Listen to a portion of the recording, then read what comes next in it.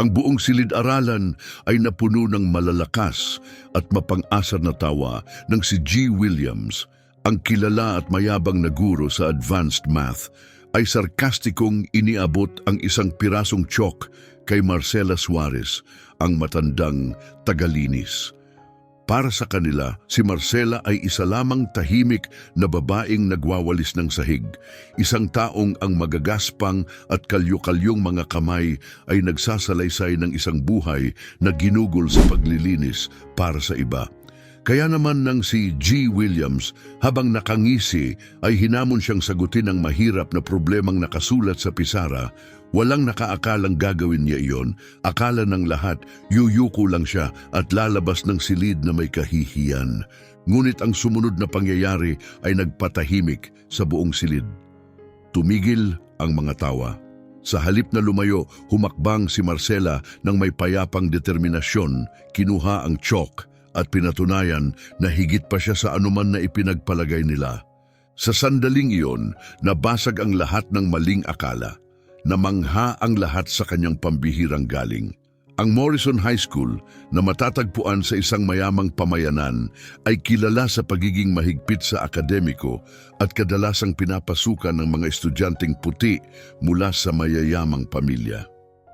Ngunit sa likod ng makintab na imahe ng paaralan, may mas malupit na katotohanan, isang tahimik na diskriminasyon na araw-araw ay nararamdaman sa mga pasilyo. At si Marcela Suarez ay araw-araw binibigatan ng kawalang katarungan na iyon. Sa kanyang kulot na buhok na may pilak na hibla at sa likod ng mapagpakumbabang mga mata, si Marcela ay halos 2 dekada nang nagtatrabaho sa Morrison. Hindi siya kailanman sumisigaw o humihingi ng pansin, ginagawa lamang niya ang kanyang trabaho. Nagwawalis, naglilinis ng mga silid-aralan, at nagtatapon ng basura. Dahil dito, karamihan ay itinuring siyang bahagi na lang ng background. Dumaraan lang ang mga estudyante sa tabi niya na parang wala siya. Madalas pa nga'y nagtatawanan at nagbibitaw ng masasamang biro sa akalang hindi niya naririnig. Ang mga guro naman, bagaman hindi siya minumura, ay tila tinitingnan siyang parang hindi nararapat. Walang sino mang malumanay na nakikipag-usap sa kanya. Sa ilang mga hapon na tahimik ang buong gusali, tumitigil si Marcela sa may bintana, nakatanaw sa malayo, malalim sa pag-iisip. Madalas niyang alalahanin ang kanyang mga pangarap noong kabataan niya. Ang pangarap na maging isang mahusay na matematikong. Ngunit pinigilan siya ng buhay. Lumaki siyang salat sa yaman, hinarap ang mga pader ng rasismo at diskriminasyon at napilitang talikuran ang kanyang mga pangarap. Sa halip na mga equation at lecture sa universidad, siya ay nagtulak ng walis at nagbitbit ng timba para suportahan ang kanyang pamilya.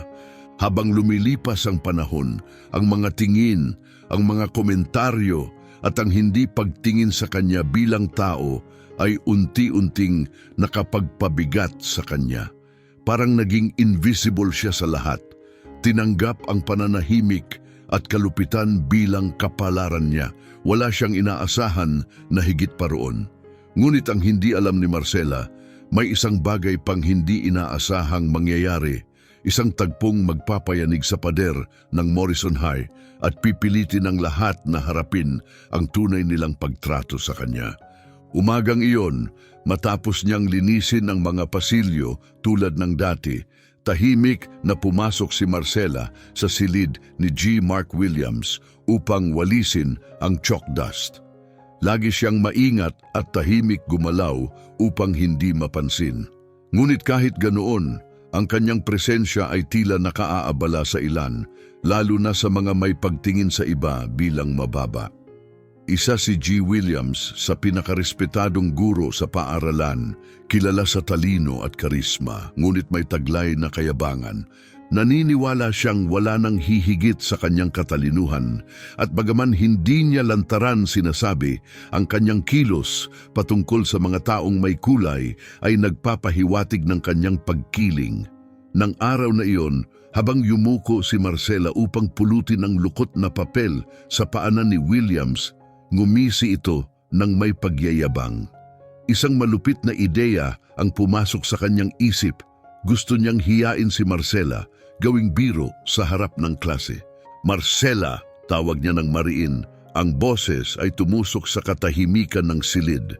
Tinitigan niya ito ng malamig at mapang-asar habang patuloy ang kanyang ngisi. "Siguro naman nakikinig ka sa mga lecture ko sa lihim. Hindi ba? Halika rito at ipakita mo sa amin ang natutunan mo." Humarap ang mga estudyante kay Marcela at agad na nagtawanan. Malinaw ang pangungutya sa boses ni G. Williams. Naging tensyonado ang buong silid. May mga estudyanteng tumatawa ng malupit, natutuwa sa ideya na ang tagalinis ay susubok lutasin ang komplikadong math problem. May ilan pang nagbubulungan, sapat lang ang lakas ng boses upang marinig niya ang mga pangungutya tungkol sa kanyang edad, lahi at trabaho. Nanatiling nakatayo si Marcela, hawak pa rin ang lukot na papel. Naninikip ang dibdib niya sa emosyon.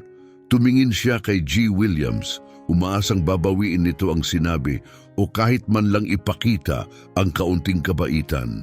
Ngunit lalo pang tumalim ang kanyang ngisi. Kitang-kita sa mga mata niya ang kasiyahan sa pananakit.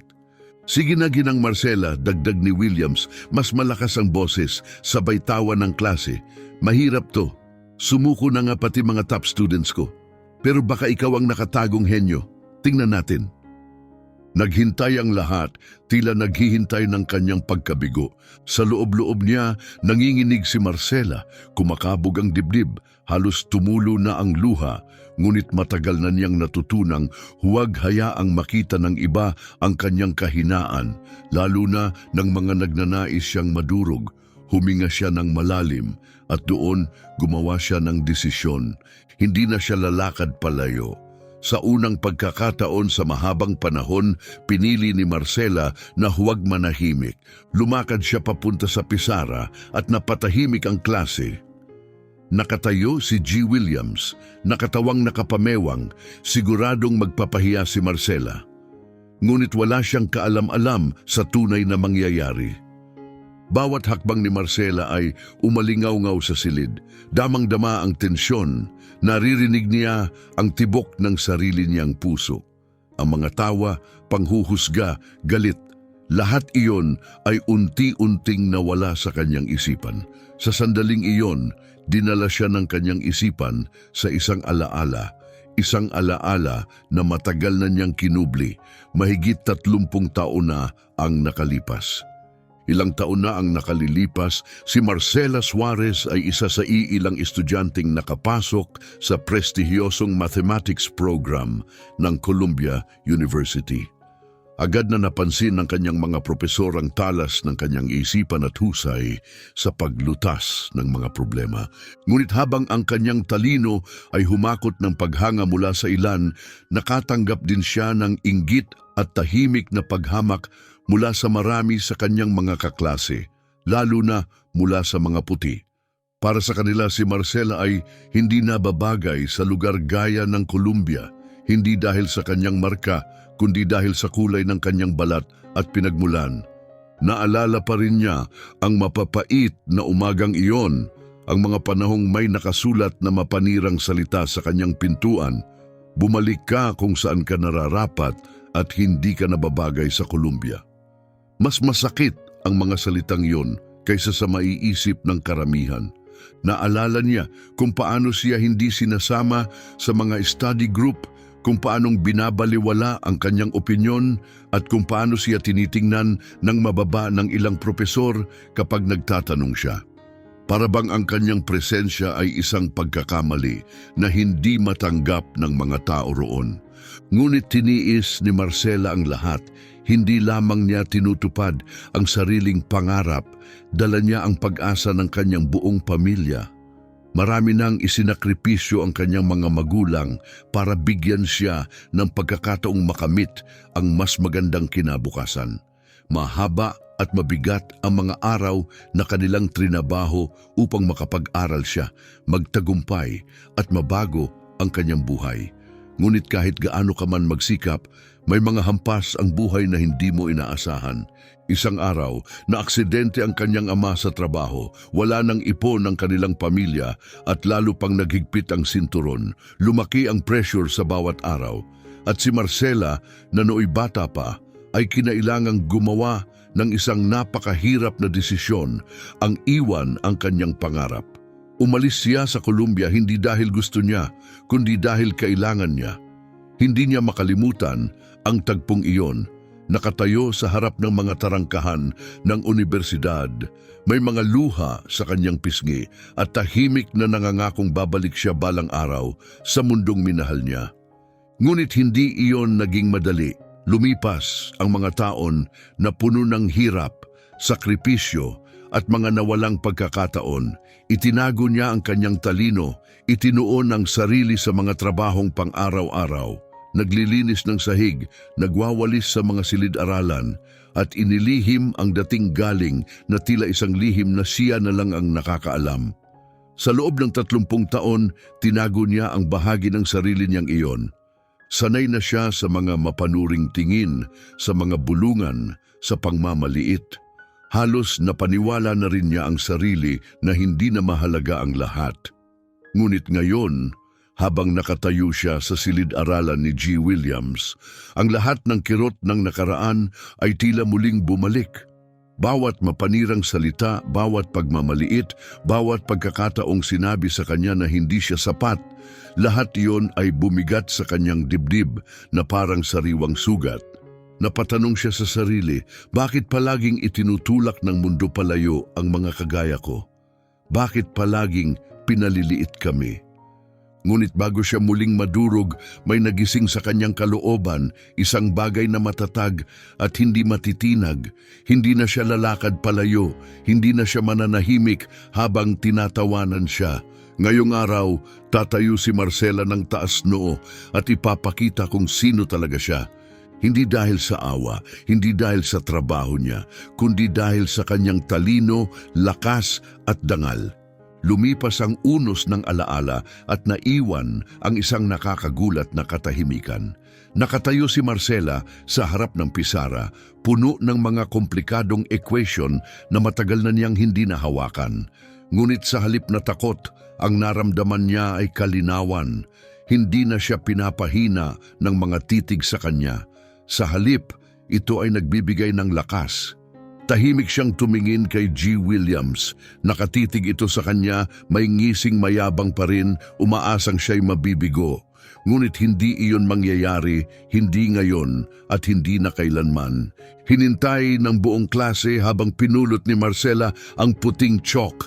Ang tunog ng chalk na tumama sa pisara ay parang hudyat, isang pagbabago. Hindi na lang ito basta isang sandali, isa itong pagbabagong anyo. Ang problema sa pisara ay hindi na nakakatakot. Sa katunayan, pamilyar na ito. Para bang lahat ng formula at numerong minsang naging bahagi ng kanyang mundo ay muling nabuhay mula sa kaibuturan ng kanyang alaala. Sa likod niya, unti-unting nawala ang ngisi ni Mr. Williams. Sa unang pagkakataon, may bakas ng pag-aalinlangan sa kanyang mga mata. Marahil nagkamali siya ng akala. Marahil ang babaeng matagal na niyang minamaliit ay hindi talaga ang iniisip niya. Nakatitig ang mga estudyante, hindi makagalaw. Lahat ng mata ay nakatuon sa kamay ni Marcela habang ito'y gumagalaw ng mas mabilis at mas tiyak. Walang nagsalita. Kahit ang hangin ay tila natigil, hindi nag-alinlangan si Marcela. Ang bawat solusyon ay dumadaloy ng eksakto. Matalas ang kanyang isip, wala siyang nakalimutan. Para bang ang 30 taong pananahimik ay lalo pang tumalas sa kanyang kaalaman. Habang sumusulat siya, nagiba ang enerhiya sa silid. Nawala ang mga ngiti, ang mga tawa ay napalitan ng pagkabigla at saka ng paghanga. Nakatingin ang mga estudyante, malalaking mata, hindi makapaniwala sa nasasaksihan nila. ang tagalinis ng paaralan, ang lumulutas ng problemang ni sila ay hindi kayang simulan. Ngunit hindi ito ginagawa ni Marcela para sa kanila. Hindi para kay Mr. Williams. Ginagawa niya ito para sa batang babaeng minsang nakatayo mag-isa sa Columbia, punong-puno ng pangarap.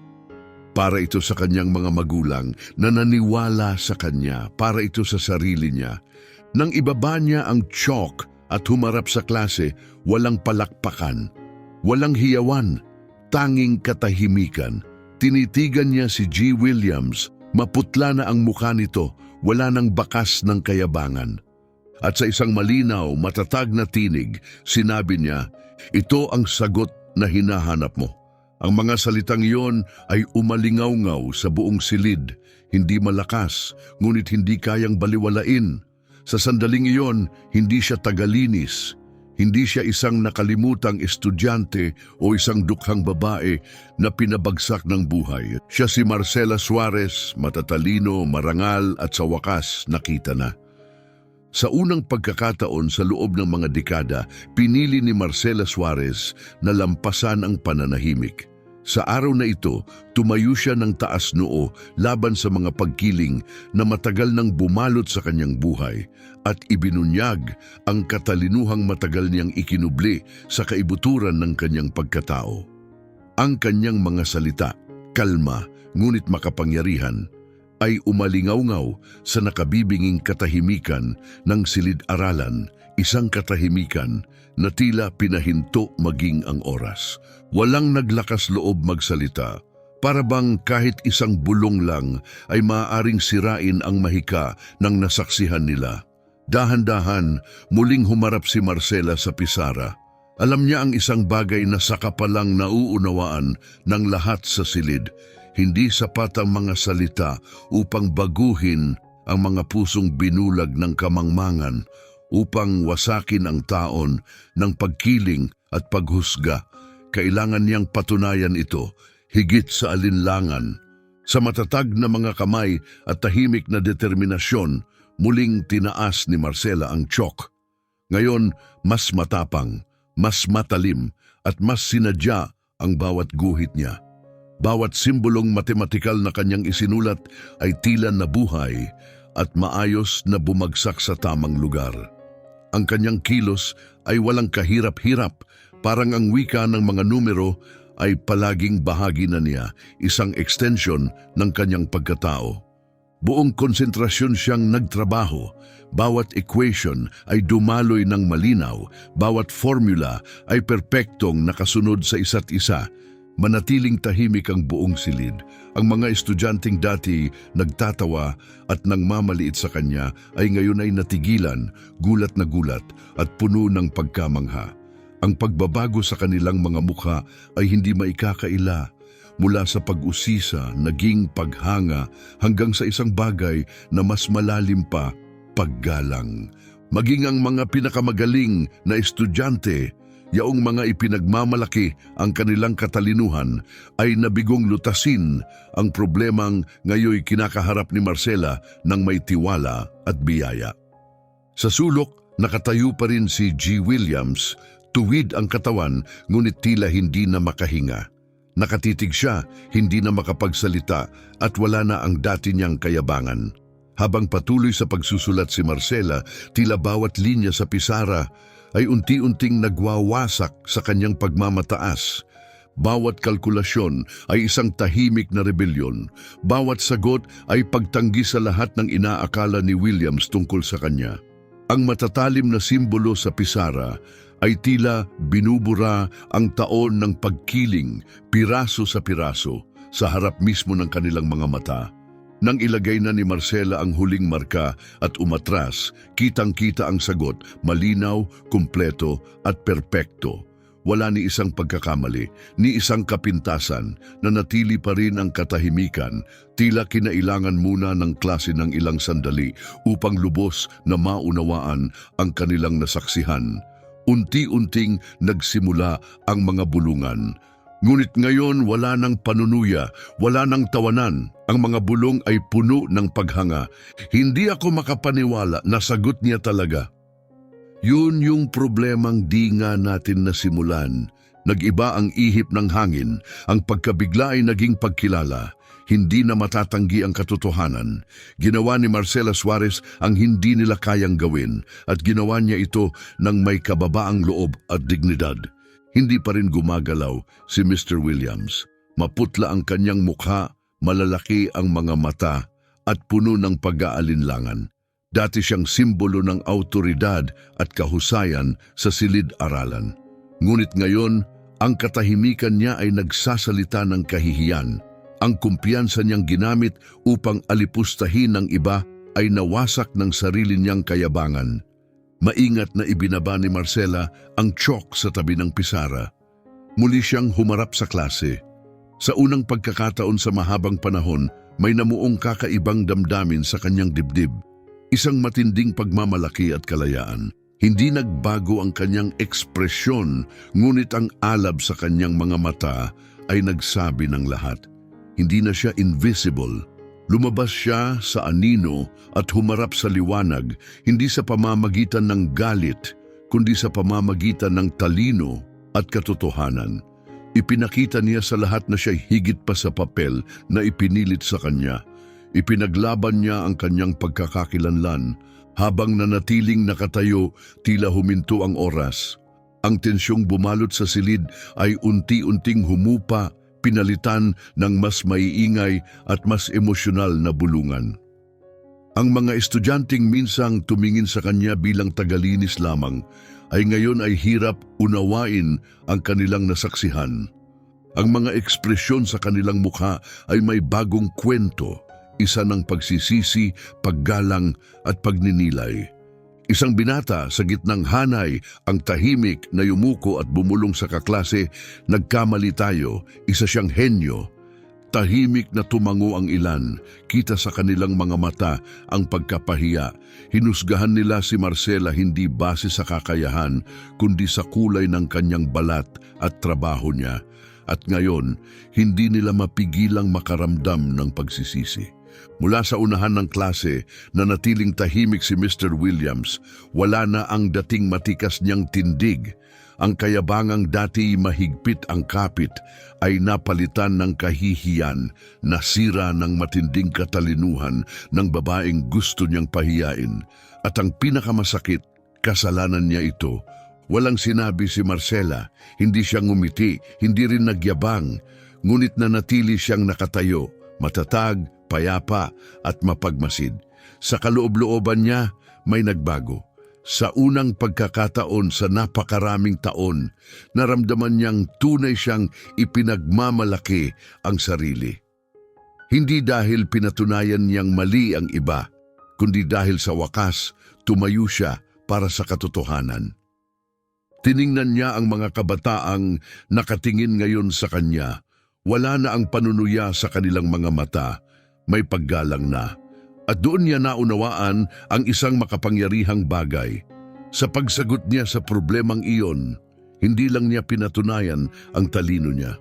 Mas higit pa roon, pinilit niyang pag-isipan ng klase ang sarili nilang mga paniniwala, kung paano sila tumingin sa ibang tao at kung paano nila kinikimkim ang tahimik na diskriminasyon. Binuwag niya ang isang pader na matagal nang humaharang sa kanya at ginawa niya ito hindi sa pamamagitan ng galit, kundi sa pamamagitan ng katalinuhan. Ang aral noong araw na iyon ay hindi tungkol sa mga numero o formula. Ito ay tungkol sa pagkatao, sa pagpapakumbaba, at sa kapangyarihan ng paggalang. At ang nagturo nito ay hindi ang gurong nasa harap ng klase, kundi ang tahimik at matatag na babaeng matagal nang hindi nila pinapansin. Tahimik na tumayo si Marcela Suarez, puno ang puso habang unti-unting nauunawaan ng mga estudyante na hindi lang sila nakakita ng nasagutang math problem, kundi isang sandaling totoo na hindi na nila makakalimutan. Pagkatunog ng bell, hudyat ng pagtatapos ng klase, tahimik na lumabas si Marcela Suarez sa silid-aralan at bumalik sa kanyang nakagawiang tungkulin. Muling napuno ng mga estudyante ang mga pasilyo, bumalik ang ingay at galaw ng karaniwang buhay sa paaralan. Ngunit may isang bagay na nagbago. Ngayon, wala nang mga mapanuyang sulyap, wala nang pabulong na tawa o tingin ng pangmamaliit. Sa halip, ang mga matang nakasalubong niya ay may pag-iingat, tahimik na paggalang at maging bahagyang pagsisisi. Walang sinabi si Marcela. Patuloy siyang naglakad sa pasilyo, gaya ng dati, dala ang pusong mas magaang, bagamat puno pa rin ng damdamin. Ang sandaling iyon sa silid-aralan ay tila nakalaya ang isang bahagi ng kanyang pagkatao, ngunit sabay din nitong ginising ang mga sakit na matagal nang nakabaon. Maya-maya ng hapon na iyon, habang nagliligpit siya ng gamit sa makipot na silid panlinis, isang mahinang katok ang bumasag sa katahimikan. Napalingon si Marcela, medyo nabigla. Sa pintuan, nakatayo si G. Williams. Wala na ang dating maayos at kumpiyansang guro. Ang kanyang tikas ay napalitan ng pag-aalinlangan. Wala na ang kayabangan sa kanyang mukha. Sa halip, naroon ang pag-aatubili, ang pagkahiya at isang tahimik na bigat ng konsensya. "Marcela!" Bungad niya, mahina ang boses, halos nahihiyang magsalita. "Pwede ba kitang makausap sandali?" Dahan-dahang tumango si Marcela, hindi nagsalita at tumabi upang papasukin siya sa maliit na silid. Amoy ng panlinis ang bumalot sa loob at ang makikitid na dingding ay lalong nagpabigat sa hangin. Ngunit sa pagkakataong ito, hindi si Marcela ang hindi komportable. Si Williams ang ganon. Nag-ikot ito ng tingin, tila hindi alam kung saan tititig, saka huminga ng malalim, nangangalap ng lakas ng loob upang masabi ang dapat niyang sabihin. Marcela, ulit niya, ngunit ngayon ang kanyang pagbanggit ng pangalan ay may bigat ng tunay na pagkilala. "Ako, may utang akong paghingi ng tawad sa iyo. Ang ginawa ko kaninang umaga ay mali. Labis na mali. Nilapastangan kita at taos-puso akong humihingi ng paumanhin." Tiningnan siya ni Marcela, may kabaitan ngunit matatag ang titig.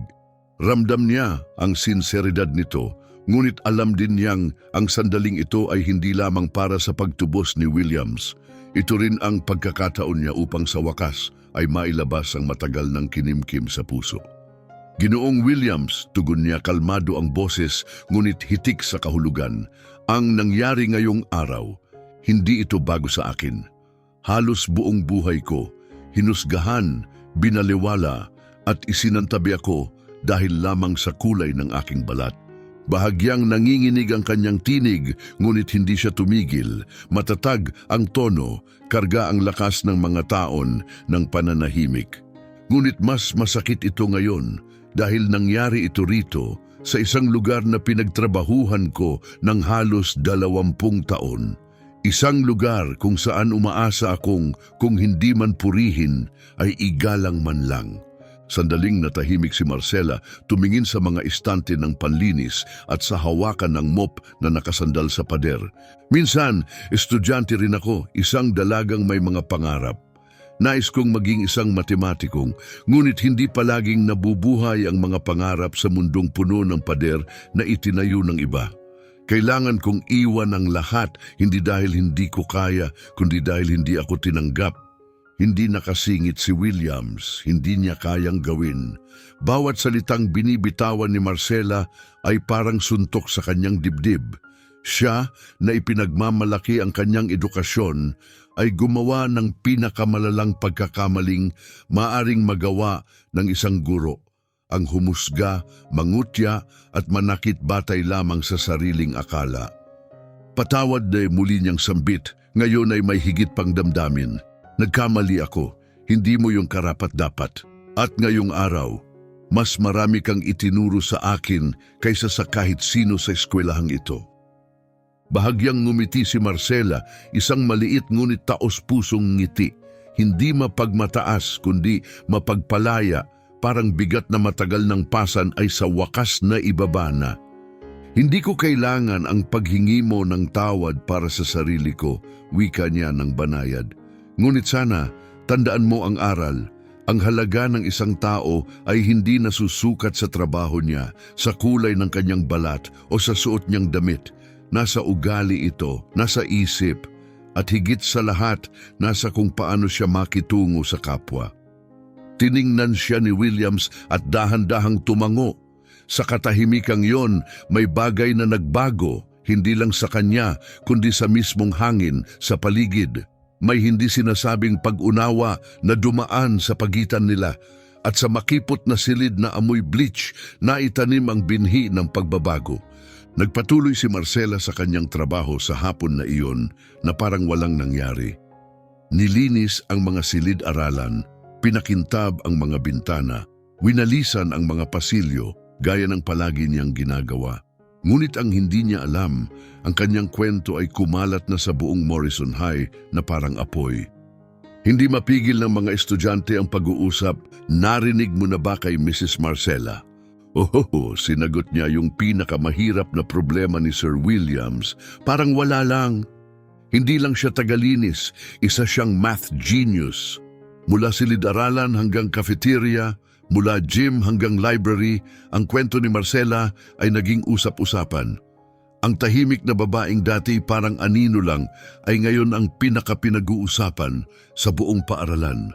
Hindi na binibigkas ang pangalan ni Marcela ng may kawalang bahala, kundi may paghanga at paggalang. Ang mga estudyanteng dati hindi siya pinapansin ay ngayon ay binabati na siya sa pasilyo. May ilan pang nahihiyang lumalapit upang bumati o magbigay ng papuri. At gayon paman, nanatiling hindi nagbabago si Marcela. Tinugon niya ang lahat ng iyon sa parehong kababaang loob at dignidad na matagal na niyang taglay. Patuloy ang kanyang trabaho, nililinis ang bawat desk, pinupunasan ang bawat sulok, hindi kailanman nagyayabang kahit na nagbago na ang tingin ng mundo sa kanya. Para naman kay G. Williams, ang karanasang iyon ay nag-iwan ng malalim at permanenteng bakas. Naging mas tahimik siya, mas maingat sa kanyang mga salita at mas mapagpakumbaba sa kanyang presensya. Tuwing madaraanan niya si Marcela sa pasilyo, binabati niya ito ng may paggalang, madalas ay bahagyang yumuyuko, hindi dahil sa kahihiyan, kundi bilang pagtanaw ng bagong paggalang. Hindi niya kailanman binanggit ang nangyari, ngunit napansin ito ng mga estudyante. Ang lalaking dati puno ng kayabangan ay ngayon ay naglalakad ng may kababaang loob. Dahil sa araw na iyon, itinuro sa kanya ni Marcela Suarez ang isang aral na hindi kailanman matatagpuan sa aklat, isang aral tungkol sa pagkatao. At sa mga linggo at buwang sumunod, nanatili sa alaala ng lahat ang tagpong iyon. Hindi lang ang solusyon sa pisara, kundi ang aral sa likod nito. Isang aral tungkol sa paghusga, paggalang at sa tahimik ngunit matibay na lakas ng mga taong madalas nating hindi pinapansin. Matagal nang matalino si Marcela Suarez. Ngunit ngayon lang nagsisimula siyang makita ng mundo. Sa loob lamang ng isang linggo, si Marcela Suarez, ang tahimik at madalas na hindi napapansin, ay naging isang alamat sa Morrison High School. Ang kwentong nagsimula bilang isang di inaasahang tagpo sa silid-aralan ay naging makapangyarihang simbolo ng lakas, tapang at katatagan. Ang kanyang pangalan ay hindi na lamang nakakabit sa kanyang trabaho. Hindi na lang siya basta tagalinis. Siya na ngayon ang babaeng bumasag sa diskriminasyon sa pamamagitan ng talino at dignidad. Habang lumalaganap ang kanyang kwento, may hindi inaasahang nagsimulang mangyari. Nagsimulang magmuni-muni ang ibang mga guro sa kanilang sariling mga kilos, salita at tingin. Dahan-dahan, nagbago ang pagtingin nila kay Marcela at sa iba pa sa paligid nila. Hindi na siya invisible. Siya ngayon ang pinakaliwanag na halimbawa ng kung ano ang ibig sabihin ng manindigan laban sa diskriminasyon. Hinamon ng kanyang kwento ang lahat na muling pag-isipan kung paano sila humusga sa kapwa batay lang sa panlabas na anyo o papel sa lipunan. Hindi kailanman hinangad ni Marcela ang pansin. Hindi rin siya kailanman humiling ng pagkilala. Ngunit ang kanyang kababaang loob, ang kanyang tahimik na lakas at ang kanyang matatag na dignidad ang siyang lalong nagpalakas sa kanyang kwento. Hindi lang ang ginawa niya ang bumighani sa mga tao, kundi kung paano niya ito ginawa. At hindi doon nagtapos ang kanyang kwento sa silid-aralan ni G. Williams. Mabilis itong kumalat hanggang sa makarating sa mesa ni Principal Robert Williams. Bilang punong guro ng Morrison High, ipinagmamalaki ni Williams ang pagpapaunlad ng isang paaralang patas at bukas ang isipan.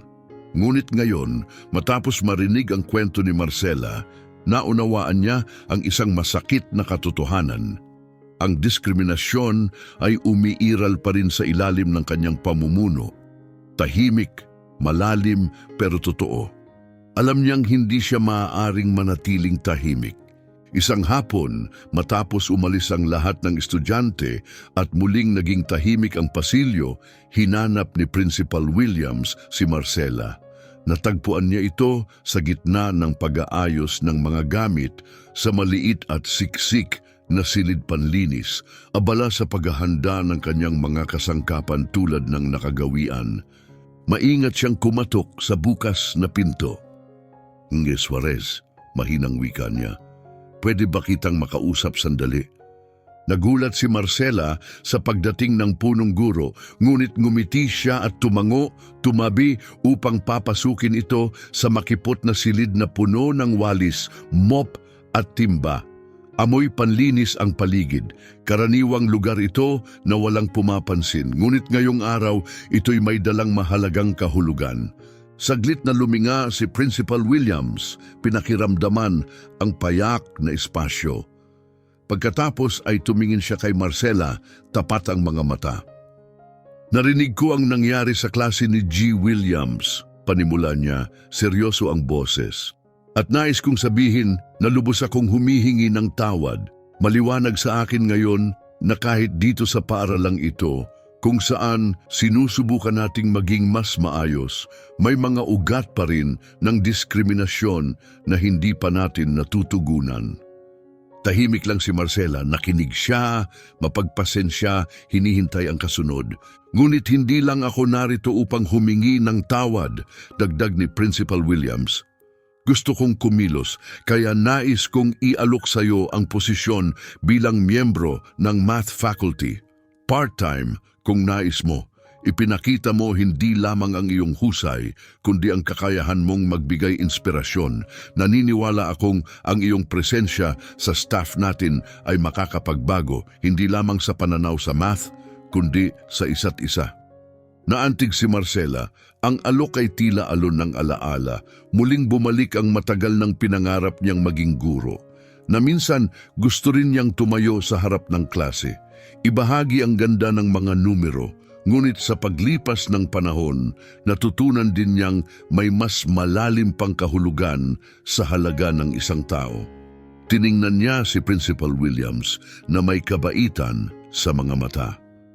"Lubos akong nagpapasalamat sa alok mo," sagot niya, "at hindi ko kayang ipaliwanag kung gaano ito kahalaga sa akin. Noon, ang pagtayo sa harap ng klase ay ang pinakamalaking pangarap ko. Ngunit ngayon, iba na ang pananaw ko. Mahina ang kanyang boses ngunit matatag. Hindi nakaangkla ang halaga ko sa isang titulo o sa paghawak ng chalk sa harap ng mga estudyante. Ang mahalaga ay ang maunawaan ng mga tao ang halaga ng kapwa, anumang trabaho nila, anumang kulay ng kanilang balat. Hindi ko kailangang maging guro para makapagturo ng ganong bagay." Tumango si Principal Williams, malalim ang damdamin. "Nauunawaan ko," wika niya, "at lubos ko ring iginagalang ang desisyon mo. Ngunit tandaan mo, lagi kang may pwesto dito kung sakaling magbago ang iyong isip." Ngumiti si Marcela, magaan ang kanyang puso. Walang pait sa kanyang tinig, tanging kapayapaan. Hindi niya kailangang tanggapin ang bagong trabaho o tumanggap ng parangal upang may patunayan. Naipatupad na niya ang mas mahalaga na bago niya ang mga puso. Sa mga sumunod na araw, patuloy ang buhay sa Morrison High, ngunit may pagbabago. May ibinubulong na katahimikan sa hangin. Ang mga estudyante at guro ay tila nagsimulang mag-isip ng mas malalim, nagtatanong, nagsusuri ng mga sandaling dati ay hindi pinapansin. Kumalat ang kwento ni Marcela gaya ng alon sa tahimik na lawa. Sa bawat sulok ng paaralan, mula sa mga silid-aralan hanggang sa kantina, binabanggit ang kanyang pangalan na may paggalang at init. Nagsimulang buksan ng mga guro ang mga usapan tungkol sa bias, stereotype at respeto. Mga paksang dati ay iniiwasan o binabaliwala. Ang mga usapan tungkol sa lahi, estado sa buhay at mga tahimik na paghusga ay naging bahagi ng pang-araw-araw na talakayan sa eskwelahan. Sa simula, may ilang hindi sigurado kung ano ang sasabihin. May ilang estudyante ang nahihiya. Ngunit sa pakikinig nila sa isa't isa, mga tunay na pag-uusap ang nabuo. Ibinahagi nila ang kani-kanilang karanasan, mga panahong humusga sila sa iba o sila ang hinusgahan. Inamin nila ang mga pagkakataong tumingin sila ng mababa sa kapwa nang hindi nila namamalayan. At dahil sa mga usapang iyon, unti-unti silang nagbago. Madalas nang banggitin ang pangalan ni Marcela, hindi lamang bilang babaeng nakasagot ng isang math problem, kundi bilang babaeng nagsimula ng isang mas malaking bagay. Isang tahimik na revolusyon ng pag-iisip, isang paggising sa isang pamayanang hindi na malayang may malalim na pagkiling. At kahit patuloy pa rin niyang ginampanan ang kanyang gawaing panlinis na may parehong kababaang loob, si Marcela Suarez ay naging isa sa pinakamakapangyarihang guro na kailanmay nagkaroon ang Morrison High School. Bagamat hindi kailanman hinangad ni Marcela Suarez ang pansin at bihirang makilahok sa mga pampublikong talakayan, naging siya nang hindi sinasadya ang pinakamakapangyarihang simbolo ng antirasismo sa Morrison High. Tahimik at mapagkumbaba, naging halimbawa siya ng hinahangaan ng mga estudyante. Isang buhay na aral ng lakas, dignidad at pagtitiis. Ang kanyang kwento ay hindi lamang naalala. Ito ay pinarangalan at marahil ang pinakamatingkad na pagbabago ay ang kay G. Williams. Ang dating pinakamalupit na bumatikos sa kanya ay ngayoy isa na sa mga pinakaaktibong tagapagsulong ng pagbabago. Pinangunahan niya ang mga talakayan sa buong paaralan tungkol sa diskriminasyon at pagkiling at sa di matatawarang katapatan, ibinahagi niya sa kanyang mga estudyante ang sariling pagkukulang. Hindi siya umiwas sa pag-amin ng kanyang pagkakamali at buong pusong ibinigay ang kredito kay Marcela Suarez sa pagbubukas ng kanyang mga mata sa tunay na kahulugan ng respeto at pagkakapantay-pantay. Si Marcela naman ay nanatiling siya pa rin, tahimik, matatag at buong dangal na ginagawa ang kanyang trabaho. Ngunit sa bawat lakad niya sa pasilyo o sa bawat pagpasok sa silid-aralan upang maglinis, nagbago na ang paligid sa kanya. Ang mga dating malamig o mapanuyang tingin ay napalitan ng mga ngiting may paggalang at taos-pusong pagkilala. Ngunit hindi niya hinayaang lumaki ang ulo niya sa mga pagbabagong iyon. Alam ni Marcela na ang pagbabagong ito ay hindi tungkol sa kanya bilang tao. Ito ay tungkol sa kung ano ang kinakatawan niya, ang tahimik na lakas na humaharap sa paghusga at ang paalala na ang dignidad ay hindi nasusukat sa titulo kundi sa kung paano mo pinipili mamuhay. Kahit kailan, hindi niya kinailangan ng mikropono o engrandeng talumpati. Ang kanyang araw-araw na pagkilos ay mas malakas pa sa anumang salita. Ang paraan ng kanyang pagdadala sa sarili, ang kanyang paggalang, pagtahimik at pagtindig ay mensahe na sa sarili nito. Isang mensahe sapat upang baguhin ang isipan at puso ng marami. At habang patuloy na lumalaganap ang kanyang kwento sa loob ng paaralan, nagsimula na rin itong umabot sa labas ng mga silid-aralan at faculty lounge hanggang sa buong komunidad. Nakarinig na rin ang mga magulang ng tungkol sa tagalinis na gumulat sa buong paaralan sa pamamagitan ng kanyang tahimik na talino. Nais nilang makilala siya. Nais nilang marinig mismo ang kanyang kwento. Isang tahimik na hapon ng weekend habang palubog na ang araw sa likod ng mga puno sa paligid ng paaralan, muli siyang pinuntahan ni Principal Williams. Natagpuan niya si Marcela sa pamilyar na lugar, ang storage room, matapos ang isa na namang araw ng pagtatrabaho na palilibutan ng mga kasangkapang sanay na sa kanyang mga kamay. Maingat siyang kumatok. "Magandang hapon, Gardiner Suarez," wika niya ng may kabaitan sa tinig.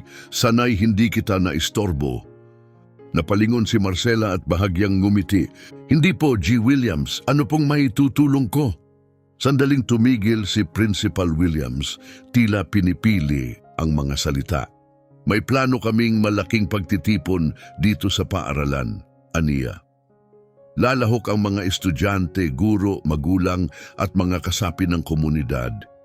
Ang tema nito ay tungkol sa rasismo, pagkakapantay-pantay at mas malalim na pag-unawa. Tumingin siya ng tuwiran kay Marcela. "Magiging karangalan po kung makakasama kayo at magsasalita. Ibahagi ninyo ang inyong kwento." Nabigla si Marcela, hindi niya inaasahan yon. Ang ideya ng pagtayo sa harap ng maraming tao, pagbubukas ng isang napaka-personal na kwento ay nagdulot ng pangamba. Matagal na siyang sanay sa pananahimik, sa pagiging nasa likod ng eksena. Tumingin siya sa kanyang mga kamay na hinubog ng mga taon ng tahimik na trabaho at pagtitiis. "Ewan ko," wika niya, mahina ang boses. "Sanay na ako sa likod, hindi ako komportable sa pansin." Tumango si Principal Williams, puno ng pag-unawa. "Lubos kong nauunawaan," sabi niya, "pero hindi ito tungkol sa pansin. Ito ay tungkol sa pagbabahagi ng katotohanan. Nagbago ka na ng paaralang ito, Gardiner Suarez. Pero kung ibabahagi mo ang iyong kwento, naniniwala akong mas marami ka pang mai-inspire. Marahil matulungan mo ang iba na maunawaan ang sarili nila at magsimulang magbago kung paano nila tinatrato ang kapwa." Tahimik na nag-isip si Marcela. May bahagi sa kanya na nag-aatubili pa rin, ngunit nang tumingin siya sa mga mata ng punong guro at damhin ang sinseridad sa kanyang pananalita, may nagbago sa kanyang loob. Naisip niyang hindi lamang siya ang magsasalita siya para sa lahat ng minsang hinusgahan ng hindi makatarungan, para sa mga nabuhay sa anino, gaya ng minsan niyang naging kalagayan. Dahan-dahan niyang tinaas ang ulo at ang alinlangan sa kanyang mga mata ay napalitan ng tapang. "Sige," mahina niyang tugon, "hindi dahil gusto kong mapansin, kundi dahil naniniwala ako na kailangang marinig ng mga tao ang mga kwento tulad ng sa akin. Kung makakatulong ito na mabuksan ang puso nila, kung mabago nito ang pag-iisip ng kahit isang tao, karapat-dapat itong gawin." Isang malapad ng ngiti ang gumuhit sa mukha ni Principal Williams. "Maraming salamat, Gardiner Suarez," sagot niya, puno ng pasasalamat. "Hindi mo alam kung gaano ito kahalaga." Sa sandaling yon, hindi niya nakita ang isang tagalinis. Ang nakita niya ay isang pinuno, isang guro, at isang tapang na babae na handang pasanin ang kwentong mas malaki kaysa sa sarili niya. Dumating ang araw ng pagtitipon, puno ang auditorium ng Morrison High. Bawat upuan ay okupado. Nandun ang mga estudyante, guro, pamilya at mga kapitbahay. Lahat ay sabik, tahimik na nag-aabang. Ang mga ilaw sa entablado ay nagbigay ng mainit at magiliw na liwanag. Bagamat malaki ang espasyo, may kakaibang lapit sa pakiramdam, para bang sabay-sabay silang humihinga, handang makinig. Nang lumakad si Marcela papunta sa entablado, kumakabog ang kanyang puso. Hindi pa siya kailanman nagsalita sa harap ng ganitong kalaking tao. Ngunit nang masdan niya ang dagat ng mga mukha, mga mukhang sabik, umaasa, mausisa, may huminahon sa loob niya. Hindi ito mga estranghero. Sila'y mga taong minsan nang dumaan sa tabi niya. Minsang binaliwala siya, ngunit ngayoy nakatingin sa kanya ng may bukas na puso. Huminga siya ng malalim at nagsimulang magsalita. Hindi gamit ang pulidong pananalita o pinraktis na kilos, kundi gamit ang katotohanan at ang tahimik, matatag na tinig ng isang babaeng isinabuhay ang bawat salitang binibitawan niya. At habang siya ay nagsasalita, nakinig ang buong silid, talagang nakinig. Dahil ang kwento ni Marcela Suarez ay hindi lang kanya, kwento rin ito ng bawat isa sa kanila. Huminga ng malalim si Marcela, saka nagsimulang magsalita, hindi sa pagbibida, kundi sa tahimik na lakas. Ako si Marcela Suarez, aninya, matatag ngunit taus-puso ang tinig.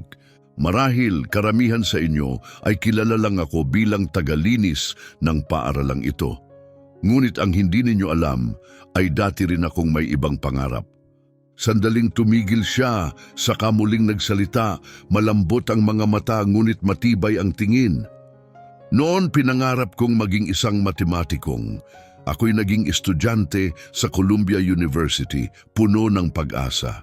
Ngunit noong panahong yon, ang pagiging isang babaeng may ambisyon ay nangangahulugan ng harapin ang mga balakid na bihirang pag-usapan at halos walang tumutulong lampasan ito.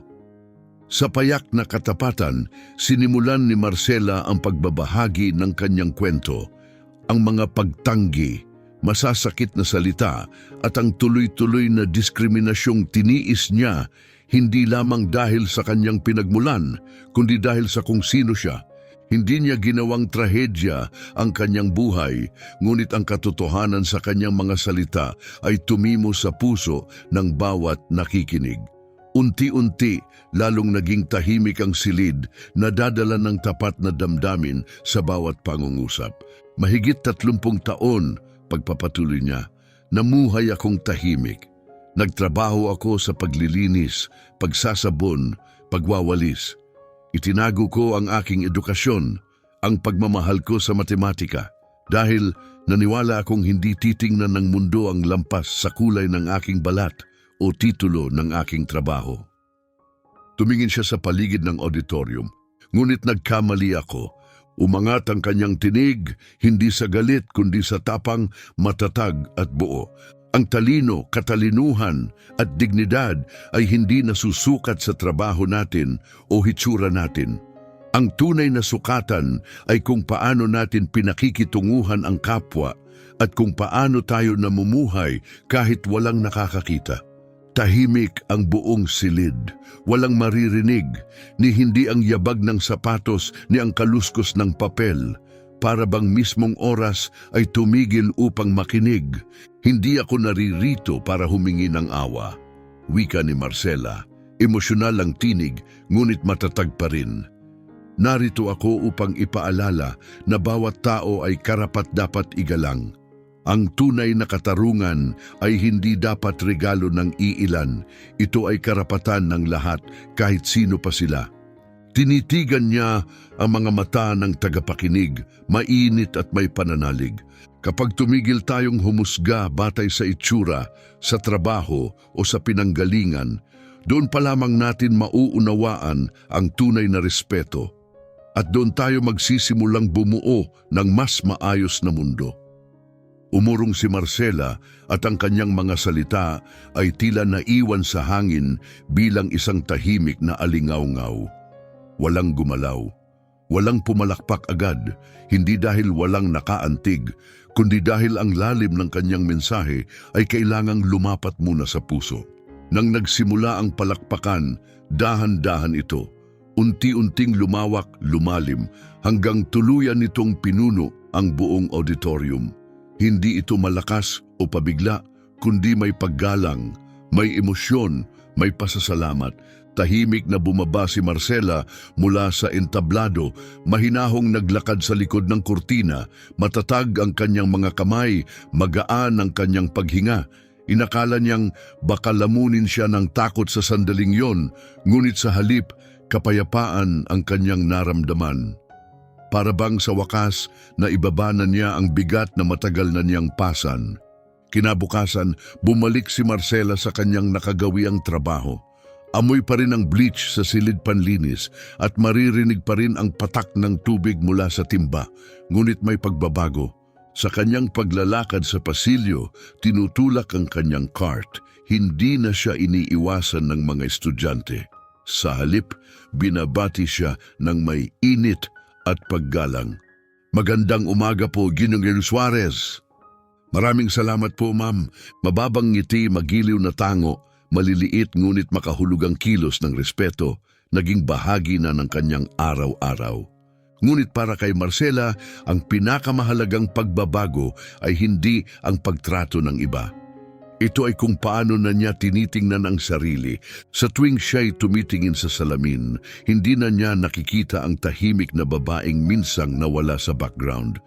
Ang nakikita niya ngayon ay isang matatag na tao, isang karapat-dapat, isang babaeng nakabuwag ng mga pader na akala ng lahat ay hindi kayang galawin. Hindi na niya kailangan ang pagkilalang panlabas sapagkat sa wakas naniniwala na siya sa sarili niyang halaga. Maging si G. Williams na minsang naging mukha ng pagkiling sa kanyang buhay ay bumabati na ngayon ng may paggalang tuwing sila'y nagkakasalubong.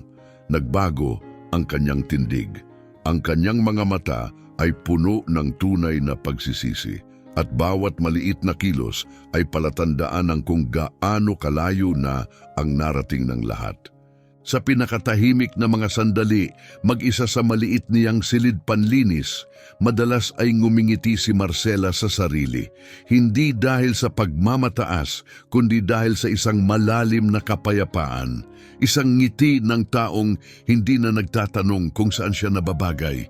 Naipaglaban na niya ang kanyang lugar, hindi sa pamamagitan ng papuri, kundi sa pamamagitan ng biyaya, tapang at di matinag na dignidad. Nagpatuloy si Marcela sa kanyang gawaing panlinis tulad ng dati, ngunit hindi na iyon ang nagpapakilala sa kanya. Hindi na siya nakakulong sa kanyang lahi, sa kanyang papel o sa mga akalang itinakda ng iba. Malaya na siya, malaya, dahil muli niyang nabawi ang sariling kwento. Malaya dahil hindi na niya pasan ang bigat ng paghusga ng iba. Malaya dahil natagpuan na niya ang kapayapaan sa kung sino siya. At ang kapayapaang iyon ang nagbigay sa kanya ng lakas na higit pa sa anumang titulo o papuri. Patuloy na umikot ang buhay, dahan-dahan, parang ilog na marahan ng agos. Nanatiling mapagkumbaba si Marcela, abala sa kanyang trabaho gaya ng palagi. Ngunit hindi na pareho ang Morrison High, nagbago na ang paaralan mismo, kung saan may katahimikang puno ng pagkiling noon, ngayon ay may lantad na pag-uusap. Kung saan may paghusga, ngayon ay may kamalayan. Nagbago ang espiritu ng paaralan patungo sa katarungan, sa inklusibong pagtingin sa isang mas mabuting bukas. Ang kwento ni Marcela Suarez ay hindi na isang pangyayaring minsan lang nangyari. Ito ay naging isang pamana, isang simbolo ng lakas, tibay at ang tahimik ngunit makapangyarihang kakayahang mamuhay ng may integridad. Ang pangalan niya ay nabubuhay pa rin, hindi lang sa bulong ng paghanga, kundi sa mga konkretong pagbabago. Sa paraan ng pag-iisip ng mga estudyante, sa paraan ng pagtuturo ng mga guro, at sa paraang ang isang buong komunidad ay sa wakas, nagsimulang makita ang isa't isa ng malinaw. Dahil kay Marcela, ang Morrison High ay hindi na lamang isang paaralan. Ito na ngayon ay isang lugar ng pagbabagong tunay. Hindi na natili sa loob ng silid-aralan ang mga usapang ito. Naging bahagi na ito ng pang-araw-araw na buhay sa Morrison High. Naging regular na ang mga workshop at bukas na talakayan tungkol sa pagkakapantay-pantay, katarungan at panlipunang hustisya, at ang mga estudyante ay nagsimulang dumalo, hindi lang upang makinig, kundi upang makilahok. Maging ang mga dati walang pakialam o may pag-aalinlangan ay unti-unting nabuksan ang isip at puso. Ginising ng katotohanang dala ng kwento ni Marcela Suarez. Si G. Williams, na minsang naging simbolo ng pagkiling na tiniis ni Marcela, ay isa na ngayong pinakamaingay na tinig para sa pagbabago. Buong panagutan niyang tinanggap ang kanyang mga pagkukulang, ginawang kasangkapan ang sariling karanasan sa pagtuturo. Naglunsad siya ng mga bukas na pag-uusap kasama ang mga estudyante. Lantaran niyang ikinuwento ang kanyang mga pagkakamali at paulit-ulit niyang ipinaalala na ang kamangmangan ay maaaring maranasan ng kahit sino. Ngunit ang mahalaga ay ang lakas ng loob na aminin ito at lumago. Sa labas ng mga pader ng paaralan, patuloy na kumakalat ang kwento ni Marcela. Mabilis na umabot sa buong komunidad ang balita. Nagsimulang mapansin ng ibang paaralan ang mga pagbabagong nagaganap sa Morrison. Lumapit sila, sabik na magkaroon din ng mga programang gaya ng sa kanila, mga programang may layuning itaguyod ang inklusibidad at pagkakapantay-pantay. Lumabas ang larawan ni Marcela, isang mabait, matandang babae na may tahimik na dignidad sa mga edukasyonal na komperensya at mga pampublikong pagtitipon. Naging simbolo siya ng habag, tibay ng loob at ang lakas na bumangon sa kabila ng paghusga. Ngunit para kay Marcela, hindi mahalaga ang mga pagkilalang iyon. Ang tunay na nagbibigay sa kanya ng kagalakan ay ang makita kung paanong unti-unting nagbabago ang kabataan. Nakita niyang nagiging mas bukas ang isipan ng mga estudyante, mas maunawain. Hindi na nilapasan ang mga mapanirang paniniwala ng mga nauna sa kanila. At para kay Marcela, iyon ang kanyang pinakadakilang tagumpay. Hindi niya kailanman hinangad ang kasikatan, hindi siya kailanman humingi ng papuri. Ang mahalaga sa kanya ay ang tunay at pangmatagalang pagbabago, isang pagbabagong isinilang sa katotohanan at tapang. Ang kanyang pamana ay hindi nakabatay sa mga tropeyo o titulo, kundi sa paniniwalang may lakas, ang tahimik na katatagan, sa dignidad na hindi sumusuko, at sa simpleng ideya na ang bawat isa ay nararapat tratuhin ng may kabutihan at paggalang. Kahit dumating ang araw na si Marcela Suarez ay hindi na maglakad sa mga pasilyo ng Morrison High, hindi kailanman mawawala ang kanyang kwento. Mananatili ito, na ikukwento sa mga klase, binubulong sa pagitan ng mga kaibigan, isinusulat sa mga proyekto at nararamdaman sa paraan ng pagtingin ng mga estudyante sa isa't isa, na may mas malawak na pangunawa at mas malalim na malasakit. Si Marcela Suarez, na dati itinuturing lamang na tagalinis, ay naging isang immortal na figura, hindi dahil sa anumang engrandeng tagpo, kundi dahil sa kanyang katapatan, kababaang loob at matibay na lakas na nagpabagsak sa mga hadlang na akala ng marami di mababaklas. Para sa lahat ng nasa Morrison High, ang kanyang pangalan ay palaging tatayo para sa mga bagay na tunay na mahalaga. Dignidad, paggalang, katarungan at pag-ibig. Mga halagang nararapat isabuhay ng bawat isa. Ang kanyang kwento ay higit pa sa inspirasyon. Ito ay isang paalala na ang halaga ng isang tao ay hindi nasusukat sa kanyang itsura, sa kanyang trabaho o sa mga inaasahan ng iba.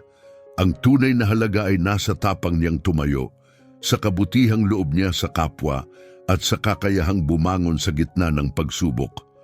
Ngayon ikaw naman, naranasan mo na bang makakita o makaranas ng diskriminasyon tulad ng kay Marcela? Paano ito nakaapekto sa iyo? Ano ang natutunan mo mula rito? Inaanyayahan ka naming ibahagi ang iyong kwento at mga saloobin sa comment section sa ibaba dahil mahalaga ang iyong boses. Kung tumimo sa iyo ang kwento ni Marcela, huwag kalimutang i-like ang video at i-share ito upang mas marami pa ang makarinig ng mensahe ng pagkakapantay-pantay, respeto at dangal ng bawat tao.